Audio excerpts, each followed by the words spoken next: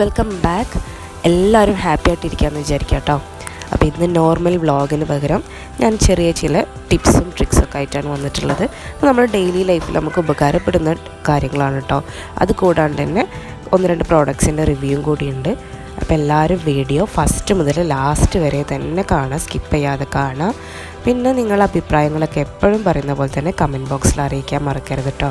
പിന്നെ നിങ്ങൾക്ക് ഈ ചാനൽ ഇഷ്ടമാവുന്നുണ്ടെങ്കിൽ ലൈക്ക് ചെയ്യുക, സബ്സ്ക്രൈബ് ചെയ്യുക, അതുപോലെ തന്നെ മറ്റുള്ള ഫാമിലിക്കും ഫ്രണ്ട്സിനൊക്കെ ഷെയർ ചെയ്ത് കൊടുക്കുക കേട്ടോ. ഇതിൽ കാണിക്കുന്ന ടിപ്സും ട്രിക്സൊന്നും കണ്ടുപിടിച്ചത് ഞാനല്ലാത്തതുകൊണ്ട് തന്നെ ഒരുപാട് പേർക്ക് ഇതൊക്കെ അറിയുന്നുണ്ടാവും. അപ്പോൾ അറിയുന്നവർ അത് വിട്ടേക്കുക, അറിയാത്തവർ നിങ്ങളുടെ അഭിപ്രായങ്ങളൊക്കെ ഒന്ന് ഇതൊക്കെ ചെയ്ത് നോക്കിയിട്ട് എങ്ങനെ ഉണ്ടെന്നുള്ളതൊക്കെ ഒന്ന് അറിയിക്കാം കേട്ടോ. ഇപ്പോൾ ഒരുവിധം എല്ലാവരും വാഷിംഗ് മെഷീനൊക്കെ യൂസ് ചെയ്യുന്നവരാണ്. അപ്പോൾ വാഷിംഗ് മെഷീൻ യൂസ് ചെയ്യുമ്പോൾ തീർച്ചയായും അറിഞ്ഞിരിക്കേണ്ട ഒരു കാര്യമാണ് ഞാൻ ആദ്യത്തെ ടിപ്പായിട്ട് പറയാൻ പോകുന്നത് കേട്ടോ. അപ്പോൾ മെയിനായിട്ട് പ്രശ്നം വരുന്നത് എന്താ വെച്ചാൽ, നമ്മൾ വസ്ത്രം അലക്കി കഴിഞ്ഞാൽ അതിൽ കുറച്ച് പൊടികളും തരികളൊക്കെ ഒരു നീറ്റല്ലാത്ത രീതിയിലുള്ള കാര്യങ്ങളൊക്കെ കാണാറുണ്ട്. വാഷിംഗ് മെഷീനിൽ അലക്കിയാൽ വൃത്തിയാവില്ല എന്നൊക്കെ പറയുന്നവരുണ്ട് കേട്ടോ. അപ്പോൾ അങ്ങനെയുള്ളവർ ഈ ഒരു കാര്യം ചെയ്ത് നോക്കാറുണ്ടോയെന്ന് ഒന്ന് നോക്കുക. അപ്പോൾ എന്താണെന്ന് വെച്ചാൽ, വാഷിംഗ് മെഷീൻ്റെ അകത്ത് ഒരു ലിൻഡ് ഫിൽറ്റർ ഉണ്ടാവും. അപ്പോൾ അത് ഇതുപോലെ ഇങ്ങനെ പ്ലാസ്റ്റിക് ടൈപ്പും ഉണ്ടാവും, അല്ലെങ്കിൽ ബാഗ് പോലെ നെറ്റ് പോലെ അങ്ങനെ ഉണ്ടാവും. അപ്പോൾ ആ ലിൻഡ് ഫിൽറ്ററിൽ നമ്മൾ അലക്കി കഴിയുമ്പോൾ ഇതുപോലെ ഒരുപാട് വേസ്റ്റൊക്കെ അടിയുണ്ടാവും. ഇത് ഞാൻ ലിക്വിഡ് ഉപയോഗിക്കുന്നതുകൊണ്ടാണ് അധികം വേസ്റ്റ് കാണാത്തത്. ലിക്വിഡ് അല്ലാതെ സോപ്പ് പൊടി ഉപയോഗിക്കുന്നവർ, അതുപോലെ വെള്ളത്തിൽ ഒരുപാട് ഡേർട്ടുള്ളവരതൊക്കെ ഒരുപാട് അധികം ഡേർട്ട് തന്നെ ഉണ്ടാവും കേട്ടോ. അപ്പോൾ ഇത് നമ്മൾ വീക്ക്ലി വൺസ്, ആഴ്ചയിൽ ഒരിക്കലൊക്കെ എടുത്തിട്ട് ഒന്ന് ക്ലീനാക്കി കളയുകയാണെന്നുണ്ടെങ്കിൽ ഡ്രസ്സ് അലക്കി കഴിയുമ്പം നല്ല നീറ്റായിട്ട് തന്നെ കിട്ടും. അതുപോലെ വൈറ്റിലും ബ്ലാക്കിലൊന്നും ആ പൊടികളും തരികളൊന്നും ഇല്ലാണ്ട് നല്ല നീറ്റായിട്ട് തന്നെ കിട്ടും. ഇതെടുത്ത് വാഷ് ചെയ്തതിന് ശേഷം തിരിച്ചതുപോലെ പ്ലേസ് ചെയ്തിട്ട് നമുക്ക് വീണ്ടും വാഷിംഗ് തുടരാം. അടുത്ത ട്രിക്കായിട്ട് പറയുന്നത്, നമ്മൾ വാങ്ങിക്കുന്ന മസാലപ്പൊടികളുണ്ടാവും. അപ്പോൾ അതൊക്കെ പാക്കറ്റ് പൊട്ടിച്ച് കഴിഞ്ഞാൽ പിന്നെ നമ്മളെടുത്ത് വെക്കുമ്പോൾ ഒന്നൊക്കെ ചീത്തായിപ്പോൾ അല്ലെങ്കിൽ കട്ട പിടിക്കുക അങ്ങനത്തെ പ്രശ്നമുണ്ട്. അപ്പോൾ ഇതുപോലെ നമ്മളൊരു എയർ ടൈറ്റ് കണ്ടെയ്നറിലാക്കിയിട്ട് ഫ്രീസറിൽ വെക്കുകയാണെന്നുണ്ടെങ്കിൽ ഒന്നും ആവാതെ തന്നെ അതിൻ്റെ സ്മെല്ലും കാര്യങ്ങളൊക്കെ അതുപോലെ റിട്ടേൺ ആയിട്ട് നിൽക്കട്ടോ. അതേപോലത്തെ ഒരു സംഭവമാണ് ഇതുപോലെ പൊടിച്ച കായം. ഈ കായത്തിൻ്റെ പൊടിയും പുറത്ത് വെച്ചാൽ നന്നായിട്ട് കട്ട പിടിക്കാൻ ചാൻസ് ഉണ്ട്. അപ്പോൾ ഇതുപോലെ ഫ്രീസറിൽ സൂക്ഷിക്കുകയാണെന്നുണ്ടെങ്കിൽ ഒന്നും ആവില്ല കേട്ടോ. പ്ലാസ്റ്റിക്കിൻ്റെ കാലമൊക്കെ കഴിഞ്ഞു. ഇപ്പോൾ എല്ലാവരും ഇതുപോലുള്ള ഗ്ലാസ് കണ്ടെയ്നേഴ്സിലാണ് എല്ലാം കീപ്പ് ചെയ്യുന്നത്. അപ്പോൾ നേരിടുന്നൊരു പ്രശ്നമാണ് ഇതുപോലെ ഓയിലിൻ്റെ ക്യാൻ എത്ര നീറ്റാക്കിയാലും അതിൻ്റെ കണ്ടെയ്നറിൻ്റെ ഉള്ളിൽ ഇതുപോലെ ഇങ്ങനെ അടിഞ്ഞു കൂടിയിട്ടുണ്ടാവും. അപ്പോൾ അത് ക്ലിയർ ആക്കാൻ വേണ്ടിയിട്ട് ഇതുപോലെ ഒരു പരന്ന പാത്രത്തിൽ നമ്മൾ വെള്ളം തിളപ്പിക്കാൻ വെക്കുക. തിളച്ച് വരുന്ന സമയത്ത് തീ ഒന്ന് സിമ്മിലേക്ക് ഇട്ടതിന് ശേഷം ഈ ബോട്ടിൽസൊക്കെ പുറംഭാഗമൊക്കെ കഴുകിയതിന് ശേഷം ഒന്ന് കമഴ്ത്തി വെക്കുക. കമഴ്ത്തി വെച്ച് നന്നായിട്ട് ആവി കൊണ്ടിട്ട് ഒരു 2-3 മിനിറ്റ് ആവി കൊണ്ടതിന് ശേഷം ഇതുപോലെ ഇങ്ങനെ വേർത്ത് വരും. ഈ വേർപ്പ് എല്ലാ ഭാഗത്തേക്കും എത്തിക്കഴിഞ്ഞെന്ന് കണ്ടാൽ പിന്നെ തീയൊക്കെ ഓഫ് ചെയ്ത് പിന്നെ നന്നായിട്ട് നമ്മൾ ഡിഷ് വാഷ് ലിക്വിഡ് ഇട്ടിട്ട് നന്നായിട്ട് തന്നെ വാഷ് ചെയ്തെടുക്കുക കേട്ടോ. ഉൾഭാഗമൊക്കെ നന്നായിട്ട് ക്ലീൻ ആക്കിയിട്ടെടുക്കുക. ഇതുപോലെയുള്ള ബ്രഷ് എത്താൻ പറ്റാത്ത നീളത്തിലുള്ള കഴുത്തുള്ള കുപ്പികളും അതുപോലെയുള്ള കാര്യങ്ങളൊക്കെ ഇതുപോലെ ചെയ്താലും നന്നായിട്ട് നീറ്റായിട്ട് കിട്ടും കേട്ടോ. അപ്പോൾ അത് ഗ്ലാസ് ബോട്ടിൽസ് നമ്മൾ ബ്രഷൊക്കെ വെച്ചിട്ട് നന്നായിട്ട് ക്ലീൻ ചെയ്തെടുക്കുക.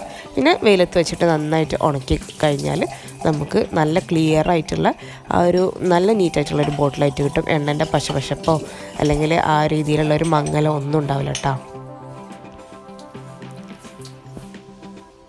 അപ്പോൾ ഇത് കണ്ടോ, നന്നായിട്ട് നീറ്റായിട്ട് വന്നിട്ടുണ്ട്. ഇനി നമുക്ക് വെയിലത്ത് വെച്ച് നന്നായിട്ട് ഉണക്കിയെടുത്തതിന് ശേഷം ഇതിൽ ഓയിൽ റീഫിൽ ചെയ്ത് കൊടുക്കാം.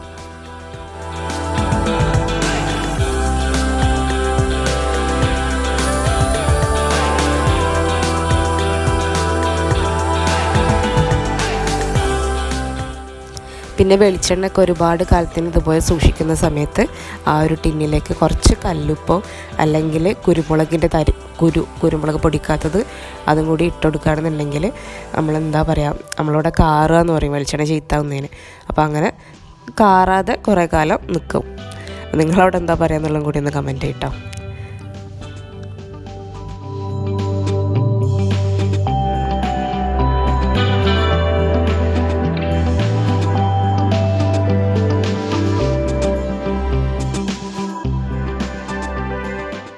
ഇപ്പോൾ കണ്ടില്ല, നല്ല ക്ലിയർ ആയിട്ട് നീറ്റായിട്ടുള്ള ബോട്ടിൽസായി വന്നിട്ടുണ്ട് കേട്ടോ.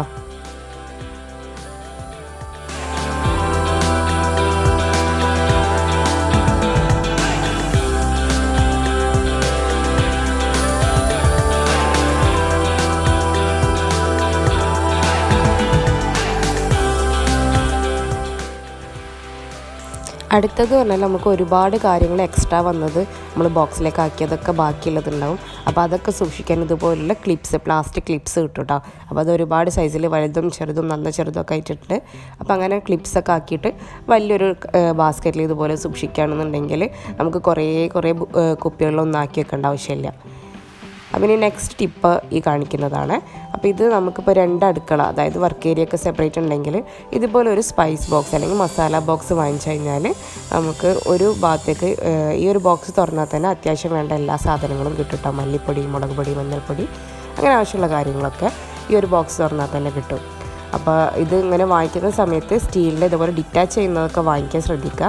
അപ്പോൾ അതാകുമ്പോൾ നമുക്ക് ഒന്ന് കഴിഞ്ഞില്ലെങ്കിൽ ബാക്കിയെടുത്ത് ക്ലീൻ ചെയ്യാം. ഞാനിപ്പോൾ ഈ 3 മാറ്റിയിട്ട് ബാക്കിയാണ് ക്ലീൻ ചെയ്തെടുത്തത് കേട്ടോ. അപ്പോൾ അങ്ങനത്തെ പ്ലാസ്റ്റിക്കിൻ്റെ മാക്സിമം ഒഴിവാക്കാൻ ശ്രദ്ധിക്കുക. ഒരുപാട് പേര് ചെയ്യുന്നതും ഒരുപാട് പേര് ചെയ്യാത്തതായിട്ടുള്ളൊരു കാര്യമാണ് ഞാൻ നെക്സ്റ്റ് പറയുന്നത്. അത് പ്ലാനിങ് ആണ് കേട്ടോ. പ്ലാനിങ് എന്ന് പറഞ്ഞാൽ നമ്മളെല്ലാ കാര്യങ്ങളും ഒന്ന് പ്ലാൻ ചെയ്ത് ചെയ്യുകയാണെന്നുണ്ടെങ്കിൽ നമ്മുടെ ലൈഫ് കുറച്ചുകൂടി ഒന്ന് ഈസി ആയിട്ട് മാറും. അപ്പോൾ ഞാൻ അതിന് വേണ്ടിയിട്ട് 2024 ഡയറി കിട്ടിക്കോട്ടെ എന്ന് കരുതിയിട്ട് വെയിറ്റ് ചെയ്തതാണ്. അപ്പോൾ പ്ലാനേഴ്സൊക്കെ നമുക്ക് പുറത്തുനിന്നൊക്കെ വാങ്ങിക്കാൻ കിട്ടും. അപ്പോൾ ഇതുപോലെ ഫ്രീ ആയിട്ട് ഡയറി കിട്ടുമ്പോൾ പിന്നെ പുറത്തുനിന്ന് വാങ്ങിക്കേണ്ട ആവശ്യമില്ലല്ലോ അല്ലേ. അപ്പോൾ നമുക്ക് അങ്ങനെ ഡയറീസൊക്കെ കിട്ടുകയാണെന്നുണ്ടെങ്കിൽ നമ്മൾ ഒന്ന് പ്ലാൻ ചെയ്തിട്ട് കാര്യങ്ങളൊക്കെ ചെയ്യാം. അപ്പോൾ പ്ലാൻ ചെയ്യുന്നവർക്കും അതിൻ്റെ മാറ്റം എന്തായാലും അറിയാൻ മതിയാവും കേട്ടോ. അപ്പോൾ ഇതുപോലെ നമുക്ക് പ്ലാനർ എടുക്കുകയാണെന്നുണ്ടെങ്കിൽ മന്ത്ലി പ്ലാനേഴ്സൊക്കെ ഉണ്ടാവും. അതായത് ഒരു മാസത്തിൽ മൊത്തത്തിൽ നമുക്ക് പ്ലാൻ ചെയ്യേണ്ട കാര്യങ്ങൾ. ഇപ്പോൾ ജനുവരി 2024, അപ്പോൾ ജനുവരിയിൽ നമുക്ക് എന്തൊക്കെ കാര്യങ്ങൾ ചെയ്യണം, അല്ലെങ്കിൽ എന്തെങ്കിലും മാരേജ് ഫംഗ്ഷൻ അങ്ങനത്തെ കാര്യങ്ങളുണ്ടെങ്കിൽ അത് നോട്ട് ചെയ്ത് വെക്കുക. പിന്നെ നമ്മൾ പാലിൻ്റെ പൈസ അങ്ങനെയുള്ള കാര്യങ്ങളൊക്കെ കൊടുക്കുന്ന ഡേറ്റ് അത് നോട്ട് ചെയ്ത് വെക്കുക. അതുപോലെ തന്നെ കുട്ടികളെ വാക്സിനേഷൻ എടുക്കുന്നത്, അങ്ങനെയുള്ള കാര്യങ്ങളൊക്കെ നമുക്കിതിലിങ്ങനെ നോട്ട് ചെയ്ത് വെക്കുകയാണെന്നുണ്ടെങ്കിൽ ഈ ഒരു പേജ് എടുത്തു കഴിഞ്ഞാൽ ഒരു മാസത്തിൽ നമുക്ക് എന്തെല്ലാം കാര്യങ്ങൾ ചെയ്യാനുണ്ട്, എന്തെല്ലാം കാര്യങ്ങൾ ചെയ്തിട്ടുണ്ടെന്നൊക്കെ പെട്ടെന്ന് തന്നെ മനസ്സിലാക്കാൻ വേണ്ടി പറ്റും കേട്ടോ.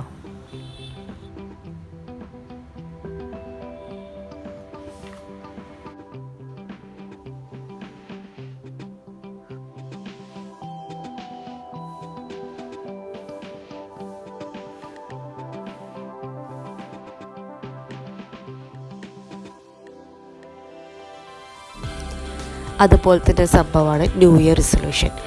അപ്പോൾ ന്യൂ ഇയർ റിസൊല്യൂഷൻ എന്ന് പറഞ്ഞാൽ പുതുവത്സരത്തിൽ നമ്മൾ പുതുതായിട്ട് ചെയ്യണം എന്നാഗ്രഹിക്കുന്ന കാര്യങ്ങളൊക്കെ ഒന്ന് പ്ലാൻ ചെയ്യുന്ന കാര്യങ്ങളാണ്. അപ്പോൾ അതിന് ന്യൂ ഇയർ വരെ വെയിറ്റ് ചെയ്യേണ്ട ആവശ്യമൊന്നുമില്ല. എപ്പോൾ വേണമെങ്കിലും നമുക്ക് ചെയ്യാൻ വിചാരിച്ച കാര്യങ്ങൾ നമുക്ക് ചെയ്യട്ടോ. അപ്പോൾ ന്യൂ ഇയർ റിസൊല്യൂഷൻ ഒരു ട്രെൻഡ് ആയതുകൊണ്ട് ഞാൻ ജസ്റ്റ് കാണിച്ചു എന്നുള്ളൂ കേട്ടോ. ന്യൂ ഇയർ കഴിഞ്ഞ് ഇത്ര ദിവസമായില്ലേ എന്ന് വിചാരിക്കേണ്ട. അപ്പോൾ നമുക്ക് ചെയ്യാൻ എന്തെങ്കിലും പുതുതായിട്ട് ചെയ്യണമെന്നുണ്ടെങ്കിൽ അതൊക്കെ ഇപ്പോൾ തന്നെ പ്ലാൻ ചെയ്തോളൂ കേട്ടോ. അപ്പം ഞാൻ ന്യൂ ഇയർ റിസൊല്യൂഷനായിട്ട് എടുത്തത് എന്താണെന്ന് വെച്ചാൽ, ഞാൻ മെയിനായിട്ട് എൻ്റെ സ്കിൻ കെയർ അല്ലെങ്കിൽ ഹെൽത്ത് കെയറിൻ്റെ കാര്യങ്ങളാണ് ഞാൻ മെയിനായിട്ട് ഫോക്കസ് ചെയ്യാൻ തീരുമാനിച്ചത്. കാരണം 1-2 വർഷത്തിൻ്റെ മേലെ 2-3 വർഷത്തിൻ്റെ മേലെ, അല്ലെങ്കിൽ കുട്ടികളായതിനു ശേഷം എന്നൊക്കെ വേണമെങ്കിൽ പറയാം, അങ്ങനെയുള്ള യാതൊരു കാര്യങ്ങളും ഞാൻ ശ്രദ്ധിച്ചിട്ടുണ്ടായിട്ടില്ല. അതുകൊണ്ട് തന്നെ ഒരുപാട് കാര്യങ്ങൾ, ഇപ്പം മുടി കാഴ്ചയിലാണെങ്കിൽ അതൊക്കെ കൂടിയിട്ടുണ്ട്. അങ്ങനത്തെ കാര്യങ്ങളൊക്കെ നമുക്ക് കൂടി വരികയാണ്. അപ്പോൾ ഇനിയും ശ്രദ്ധിച്ചില്ലെങ്കിൽ പ്രായമായി വരില്ലേ, നമുക്ക് നമ്മളെ കാര്യങ്ങൾ കൂടി നോക്കണ്ടല്ലേ. അപ്പോൾ അങ്ങനെയുള്ള കാര്യങ്ങൾ. അതുപോലെ തന്നെ മറ്റൊരു കാര്യമാണ് റീഡിങ്. മുന്നേ ഞാൻ ഒരുപാട് ബുക്സ് ഞാൻ വായിക്കാറുണ്ടായിരുന്നു, വീക്ക്ലീസായിട്ടും. അതല്ലാണ്ട് തന്നെ നോവൽസ്, ഫിക്ഷൻസ്, അങ്ങനത്തെ കാര്യങ്ങളൊക്കെ ഞാൻ നല്ലോണം വായിക്കലുണ്ടായിരുന്നു കേട്ടോ. ലൈബ്രറിയിലൊക്കെ മെമ്പർഷിപ്പൊക്കെ എടുത്തിട്ട് അങ്ങനെയൊക്കെ ചെയ്യലുണ്ടായിരുന്നു. അപ്പോൾ അത് ഇപ്പം ഈ മൊബൈൽ വന്നതോടുകൂടി തന്നെ റീപ്ലേസ്ഡ് ആയി പോയിട്ടുണ്ട്. അതായത് തീരെ വായിക്കാത്തൊരവസ്ഥയിലേക്ക് വന്നിട്ടുണ്ട്. അപ്പോൾ നമ്മൾ വായിച്ചാലേ വളരൂ. കാരണം നമുക്ക് ഇതുപോലുള്ള ഒരുപാട് കാര്യങ്ങൾ ഫോൺ കാണുന്നതിനേക്കാളും വായിച്ച് കഴിഞ്ഞിട്ട് കിട്ടുന്ന അറിവുകൾ അതൊരു വേറെ തന്നെ ഒരു സുഖമാണ്. അപ്പോൾ എന്തായാലും റീഡിങ് ഞാനൊരു ഡെയിലി ഹാബിറ്റാക്കിയിട്ട് ഇൻക്ലൂഡ് ചെയ്യാൻ വേണ്ടിയിട്ട് തീരുമാനിച്ചിട്ടുണ്ട്. അതുപോലെ തന്നെ ഖുർആൻ ഓതുന്ന കാര്യങ്ങളൊക്കെ നിങ്ങൾക്ക് ഓതാൻ സമയം കിട്ടാത്തവർക്കൊക്കെ പ്ലാൻ ചെയ്തിട്ട് അതൊക്കെ ഇൻക്ലൂഡ് ചെയ്യിപ്പിക്കട്ടോ. പിന്നെ നമുക്ക് ഡെയിലി പ്ലാൻ ചെയ്യാം. അതായത് ഒരു ദിവസം നമ്മൾ എന്തെല്ലാം കാര്യങ്ങൾ ചെയ്യണം എന്നുള്ളതൊക്കെ തലേന്ന് രാത്രിയോ, അതല്ലാന്നുണ്ടെങ്കിൽ അന്നത്തെ ദിവസം രാവിലെയൊക്കെ നമ്മൾ എപ്പോഴാണോ ഫ്രീ ആയിട്ടിരിക്കുന്നത് ആ ഒരു സമയത്ത് ഇങ്ങനെയുള്ള കാര്യങ്ങളൊക്കെ ഒന്ന് പ്ലാൻ ചെയ്യാം. തിരക്കിൻ്റെ ഇടയിൽ ചെയ്യാൻ നിൽക്കരുത്. നമ്മൾ ഫ്രീ ആയിട്ട് നിന്നിട്ട് ഫ്രീ മൈൻഡിൽ വേണം ഇങ്ങനത്തെ കാര്യങ്ങളൊക്കെ ചെയ്തു വെക്കാൻ. ഇത് ചെയ്തു വെച്ചാൽ എന്താണെന്ന് വെച്ചാൽ നമ്മൾ എന്നും ചെയ്യാത്ത കാര്യങ്ങൾ, അല്ലെങ്കിൽ ചെയ്യണമെന്ന് വിചാരിച്ച കാര്യങ്ങളൊക്കെ മറന്നു പോകുന്നതൊക്കെ ഉണ്ടാവും. അപ്പോൾ ഇങ്ങനെ എഴുതുന്ന സമയത്ത് തന്നെ നമ്മളത് മനസ്സിലത് സ്ട്രൈക്ക് ചെയ്യും. പിന്നീട് നമുക്ക് ഈ ഡയറി തുറന്നു നോക്കേണ്ട ആവശ്യമൊന്നും ഉണ്ടാവില്ല. ഇങ്ങനെ എഴുതി കഴിഞ്ഞാൽ തന്നെ നമുക്കത് ഓർമ്മ ഉണ്ടാവും. അപ്പോൾ ലഞ്ച് ബ്രേക്ക്ഫാസ്റ്റ് അങ്ങനത്തെ കാര്യങ്ങൾ എന്തെല്ലാം ഉണ്ടാക്കണം, നമ്മൾ ഫ്രിഡ്ജിൽ എന്താണോ ഉള്ളത് അല്ലെങ്കിൽ വീട്ടിൽ എന്താണോ ഉള്ളത് അത് വെച്ചുള്ള ഉണ്ടാക്കേണ്ട കാര്യങ്ങൾ അതൊക്കെ ചെയ്ത് വെക്കുക. ഇനി ഒന്നുമില്ലെങ്കിൽ വെറുതെ കുത്തി വരയ്ക്കാതെ അല്ലെങ്കിൽ വെറുതെ ചിത്രങ്ങളൊക്കെ വരച്ച് വെച്ചാൽ തന്നെ നമ്മൾ മനസ്സിലുണ്ടാകുന്ന ഒരുപാട് ടെൻഷൻസ്, നമുക്ക് പലരോടും പറയാൻ പറ്റാത്തതായിട്ടുള്ള കാര്യങ്ങളുണ്ടാവും. എല്ലാം നമുക്ക് എല്ലാവരോടും പറയാൻ പറ്റിക്കൊള്ളുന്നില്ല. ഇനിയിപ്പോൾ ഉമ്മനോടായിക്കോട്ടെ ബാപ്പനോടായിക്കോട്ടെ, അതല്ല നമ്മൾ ഹസ്ബൻഡിനോടായിക്കോട്ടെ മക്കളോടായിക്കോട്ടെ, എല്ലാവരോടും നമുക്ക് പറയാൻ പറ്റാത്ത എന്തെങ്കിലും ഒരു കാര്യങ്ങളൊക്കെ ഉണ്ടാവും. അപ്പോൾ അതൊക്കെ വേണമെങ്കിൽ നമുക്ക് കുത്തി വരയ്ക്കുക എന്തെങ്കിലുമൊക്കെ എഴുതി കഴിഞ്ഞാൽ മനസ്സിനൊരു സുഖമാണ്. ആ ഒരു ഫ്രീ മൈൻഡിനൊരു ഫ്രീനെസ് കിട്ടും. അത് വെറുതെ എഴുതിയാൽ മതി കേട്ടോ, വെറുതെ ചിത്രങ്ങൾ കുത്തി വരച്ചിട്ടാലും ആ ഒരു സുഖം കിട്ടും. അപ്പോൾ അങ്ങനെ ചെയ്യാത്തവരുണ്ടെങ്കിൽ ഒന്ന് ചെയ്ത് നോക്കട്ടോ. അത് ചെയ്ത് നോക്കിയിട്ട് നിങ്ങളെ അഭിപ്രായങ്ങൾ പറയാം. പിന്നെ രണ്ടാമതൊരു കാര്യം എന്താ വെച്ചാൽ, നിങ്ങൾ വേറെ എന്തെങ്കിലും കാര്യം വീട്ടിൽ ചെയ്യുന്നുണ്ടെങ്കിൽ, അതായത് ഒരുപാട് പേർക്ക് ഹോബീസൊക്കെ ഇപ്പോൾ പൈസ ഉണ്ടാക്കുന്ന കാര്യങ്ങളാണ് കേട്ടോ. പണ്ട് നമ്മൾ ഹോബിയായിട്ട് കൊണ്ടുവരുന്ന കാര്യങ്ങളൊക്കെ ഇപ്പോൾ എല്ലാവരും അത് ക്യാഷാക്കി മാറ്റാണ്. അപ്പോൾ അങ്ങനെയുള്ള കാര്യങ്ങളൊക്കെ ചെയ്യുന്നുണ്ടെങ്കിൽ അതിൻ്റെ ഡീറ്റെയിൽസും കാര്യങ്ങളൊക്കെ നമുക്ക് ഓർഡേഴ്സ് വരുന്നത്, അതുപോലെ തന്നെ ഏതൊക്കെ ടൈപ്പ് ഓർഡേഴ്സാണ് ഇനി ക്യാഷ് കിട്ടുന്നത്, അതിൻ്റെ കളക്ഷന് എത്ര നമ്മുടെ കയ്യിൽ നിന്ന് ചിലവായി പോകുന്നത്, അങ്ങനത്തെ കാര്യങ്ങളൊക്കെ അതും നമുക്ക് വേറൊരു ഡയറിയിൽ, ഒരു പഴയ ഡയറിയോ ബുക്കോ ഒക്കെ എടുത്തിട്ട് നോട്ട് ചെയ്ത് വെക്കുകയാണെന്നുണ്ടെങ്കിൽ എല്ലാം ഒന്ന് സിസ്റ്റമാറ്റിക് ആയാൽ നമുക്കിങ്ങനെ ആലോചിക്കുമ്പോഴും അത് കാണുമ്പോഴൊക്കെ ഒരു സമാധാനവും ഒരു സന്തോഷമൊക്കെ ഉണ്ടാവും. അപ്പോൾ അങ്ങനെ ചെയ്യാത്തവരൊക്കെ ഒന്ന് ചെയ്ത് നോക്കിയിട്ട് നിങ്ങളുടെ അഭിപ്രായങ്ങളൊക്കെ ഒന്ന് പറയാട്ടോ. ഇനിയിപ്പോൾ ഈ ഒരു പ്ലാനറും കാര്യങ്ങളൊക്കെ നമുക്ക് കിച്ചണിൽ തന്നെ സൂക്ഷിക്കട്ടോ. അപ്പോൾ അതിന് വേണ്ടിയിട്ട് ഞാൻ അങ്ങനെ ചെയ്യാമെന്ന് കരുതി വാങ്ങിച്ചിട്ടുള്ളൊരു കാര്യമാണ് ഈ കാണിക്കുന്നത്. അപ്പോൾ ഈ ഒരു സ്റ്റാൻഡ് ഞാനിതുപോലെ നമ്മുടെ ഡയറി, പെന്ന് അങ്ങനത്തെ കാര്യങ്ങൾ, അതുപോലെ ടിഷ്യൂ ഹോൾഡറായിട്ടൊക്കെ യൂസ് ചെയ്യാമെന്ന് കരുതി വാങ്ങിയതാണ്. പക്ഷെ ആ ഒരു ഏരിയ അങ്ങനെ നിൽക്കുന്നത് എനിക്കെന്തോ ഒരു സുഖം തോന്നിയില്ല. അപ്പോൾ ഞാനത് കബോർഡിൻ്റെ ഉള്ളിലേക്ക് മാറ്റി വയ്ക്കട്ടോ. അപ്പോൾ അതാണ് അവസ്ഥ, ഡോർ ഇങ്ങനെ അടയാതായിട്ട് ഈ ഒരു രീതിയിലാണ് നിൽക്കുന്നത്. അപ്പോൾ എന്തായാലും എനിക്ക് അതുകൊണ്ട് അത് വാങ്ങിച്ചുകൊണ്ട് ഒരു ഉപകാരം കിട്ടിയിട്ടില്ല. കാരണം ഞാനത് അവിടെ നിന്ന് എടുത്ത് മാറ്റി ഇങ്ങനെ ഡയറി ഇതുപോലെ ഇങ്ങനെ സാധാരണ വെറുതെ കബോർഡിൽ ഇങ്ങനെ വെക്കുകയാണ് ചെയ്തത് കേട്ടോ. ഡയറി അങ്ങനെ വെച്ചു, അതുപോലെ തന്നെ ടിഷ്യൂ ഇതുപോലെ നമ്മളെ ടിഷ്യൂ സപ്ലൈസ് മറ്റുള്ള കാര്യങ്ങളൊക്കെ സൂക്ഷിക്കുന്ന അവിടെയും വെച്ച്, പിന്നെ ഈ ഒരു ഹോൾഡർ എന്തോ ഇതുപോലെയൊക്കെ വെറുതെ നിൽക്കുകയാണ്. പ്രത്യേകിച്ചൊരു ഉപകാരമൊന്നും എനിക്ക് അതുകൊണ്ട് കിട്ടിയിട്ടില്ല. അപ്പോൾ എന്തായാലും ഈ വീഡിയോ ഒക്കെ എല്ലാവർക്കും ഇഷ്ടമാവുന്നുണ്ടെന്ന് വിചാരിക്കുന്നു. ഇഷ്ടമായാലും ഇഷ്ടമായിട്ടില്ലെങ്കിലും നിങ്ങളുടെ കമൻറ്റ്സ് എന്തായാലും എഴുതി അറിയിക്കട്ടോ. അതുപോലെ ലൈക്കും സപ്പോർട്ടൊക്കെ എല്ലാവരും ചെയ്യുക. കാരണം ലൈക്കും കമൻറ്റ്സൊക്കെ ഉണ്ടെങ്കിൽ മാത്രമേ നമ്മൾ വീഡിയോക്ക് റീച്ചും കാര്യങ്ങളൊക്കെ കിട്ടുള്ളൂ. അപ്പോൾ നമ്മൾ പണിപ്പെട്ട് ചെയ്യുന്ന ഈ ഒരു വീഡിയോ റീച്ച് കിട്ടാണ്ട് പോകുമ്പോൾ ഒരു സങ്കടമല്ലേ. അപ്പോൾ എല്ലാവർക്കും ഇഷ്ടമാവുന്നുണ്ടെങ്കിൽ ലൈക്ക് ചെയ്യുക, സബ്സ്ക്രൈബ് ചെയ്യുക. ഞാൻ അടുത്തൊരു വീഡിയോ ആയിട്ട് വരുന്നവരെ വെയിറ്റ് ചെയ്യാം കേട്ടോ. പിന്നെ അടുത്തത് എന്ത് വീഡിയോ ചെയ്യണം എന്നുള്ളതും ഒന്ന് കമൻറ്റ് ചെയ്യാം.